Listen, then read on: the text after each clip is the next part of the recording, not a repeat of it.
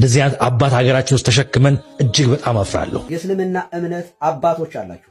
የኛ የጀነት መግቢያ የክርስቲያኖች ደም ነው፣ እናንተን ካላጠፋን መኖር አንችልም የምትሉ የደም ሰዎች ሼህ ኢማም አብዱላሂን ባየሁበት አይን ፈጣሪው እነዚህን አባት ከማየቴ በፊት የይሁዳ ምትኮችን ከመመልከቴ በፊት ጊዜ ባበቃ እላለሁ። በክርስቲያን ቤተ መቅደስ ውስጥ ለሼህ ኢማም አብዱላሂ ይጸልያል። ነገሩ እንዲህ ነው።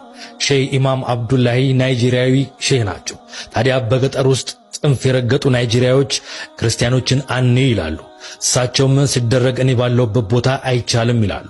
በዚህም 282 ክርስቲያኖችን መስጊድ ውስጥ አስገብተው እሳቸው ከፊት ሆነው አንድ ሰው እኔን የሚደፍር ካለ የአላህ መንገድ የሚሸጋገር ካለ እኔን ገሎ እነዚህን ክርስቲያኖች ይገላል አሉ። ጽንፍ የረገጡት ናይጄሪያዎቹም አዛውንቱን አልነካም ብለው ትተዋቸው ይሄዳሉ። በዚህም 282 ሰዎችን ማዳን ችሏል። ከዛ ውጭ የተገኙት ወደ 86 የሚጠጉ ክርስቲያኖች ግን በዛሽ ቀን ተጨፍጭፏል። በዚህም ሼህ ኢማም አብዱላሂ ከአሜሪካ መንግስት የእምነት ነጻነት የሚል ሽልማትን ተሰጥቷቸዋል። ክርስቲያኖችን ካልገደል ጀነት አንገባም፣ ሾተላችንና ቆንጨራችን በደም በክርስቲያኖች ደም ካልተነከረ እምነታችን አይጸናም ብላችሁ ሌት ተቀን ለምትደክሙ በሙሉ ክርስትና እምነት ተከታይ ወገኖች ቤተ ክህነት እስልምናን ስንሰብክም ስናስተምር ሰዎች አምነውበት እንዲመጡ እንጂ ሰዎችን አስገድደን እንድናዝ የታዘዝንበት ዲን አይደለም። አድርገንም አናውቅ። የየትኛውም እምነት ክብር እንዲነካ አንፈልግም። ያም የታዘዝነው በቁርአን ላይ ነው።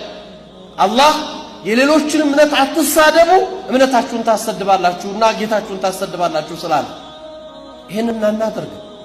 ሰዎች በአስተምሮት ይጥሩ፣ ይስበኩ፣ አደባባዩን ይቆጣጠሩ። ችግር የለብንም። ሐቅ ያለው ሜዳው ላይ ይውጣ።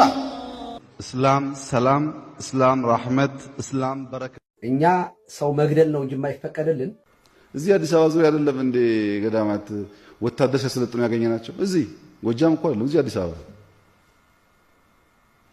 ምን ያደርጋል? በገዳም በቤተ ክርስቲያን ወታደር ማሰልጠን፣ ግድያን፣ ገዳይን ማዘጋጀት ምን ያደርጋል?